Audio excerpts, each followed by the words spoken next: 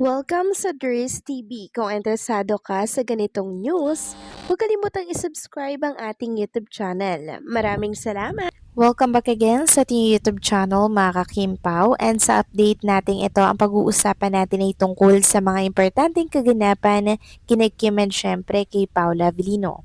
Pero bago po ang lahat, maraming salamat sa inyong patuloy na pagsuporta at pagsubaybay sa mga daily update natin.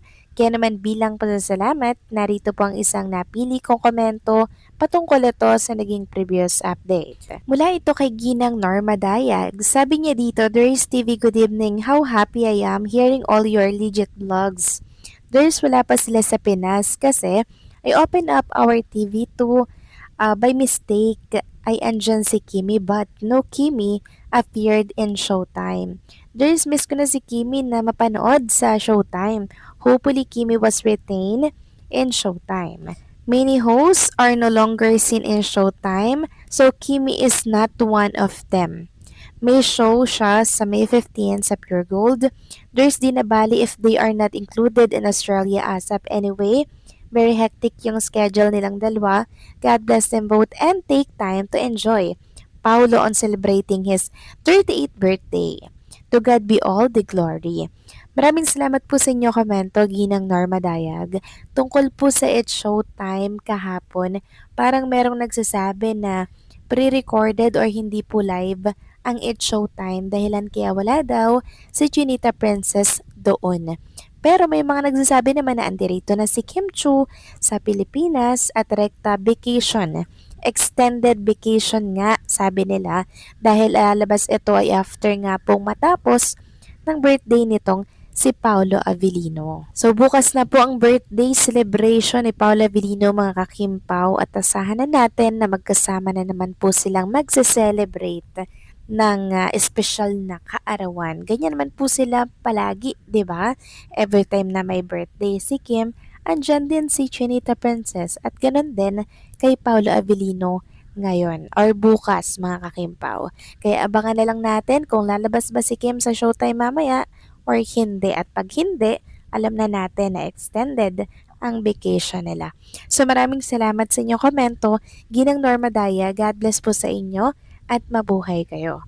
So eto na nga, pag-usapan na talakayin na nga natin ang mga balita po na nakalap natin sa araw na to ng Martes at unahin na nga natin pag-usapan na ito pong tinutukoy ni ex ni Chinita Princess na Totga. So si Kim Chu daw po yung Totka or the one that got away nitong si Gerald Anderson. Ayon nga dito, kahit paulit-ulit pang sabihin ni Gina si Kay ang kanyang Totga, walang magbabago. Nagloko, ipinagpalit siya kay Maha. Sa relasyon nila, hindi pinanghihinayangan ang matagal ninyong pinagsamahan kung walang peace of mind at hindi healthy relationship. Thankful na si Paula Avellino ang dumating para kay Kimi, palaging may assurance. Napaka-healthy ng samahan nila. Hindi issue ang pagkakaroon ng anak, ang mahalaga may paninindigan at mahal ka ng buong buo, kimpaw tayo forever. So sabi dito, kahit hindi daw po banggitin itong si Gerald yung name ni Chinita Princess, ay ramdam at alam daw nila na si Kim Chu ang pinapatungkulan nitong si Gerald sa the one that got away niya. So kahit anong pagpaparinig pa po ang gawin ng ex nitong si Chinita Princess, pass is pass na po para po kay Kim Chu, 'di ba? Dahil kung talagang mahal niya si Kim, dapat una pa lang po para hindi po mawala sa kanya si Chinita Princess. Dapat pinahalagahan niya na po yun, 'di ba? Tapos ngayon may mga paganitong drama siya sa interview. So okay na po si Kim Chu kay Avellino mga kakimpaw or kay Paolo Avellino at never na po yung babalik sa kanyang nakaraan. Once po na nasira ng tiwala niya, once po na nasira na ang relationship, hindi niya na po yan babalikan. Siguro gagawing kaibigan, pero yung magiging sila ulit, never na mga kakimpaw. Itagaman yan sa bato yan at yan po ang mangyayari. Never nang babalikan yan ni Chinita Princess. Samantalang next topic naman, talakayin naman natin ang tungkol dito sa kaganapan po sa backstage dito po sa Pickering Casino. na kung saan nakita nga natin na si Kim and Paolo Abilino po mga kakimpaw ay dinalaw or binisita po ng mayor sa naturang lugar. Abay bigatin talaga si Kim and Paolo. Mayor po no dito sa Canada mga kakimpaw.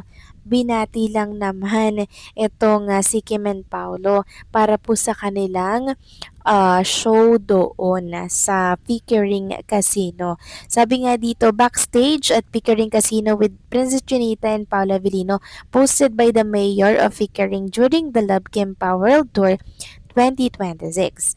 Sabi nga ng isang fan dito, wow, with mayor talaga nag-visit, iba din ang Kimpaw talaga. Buti pa yung mayor sa Pickering, Ontario, Canada.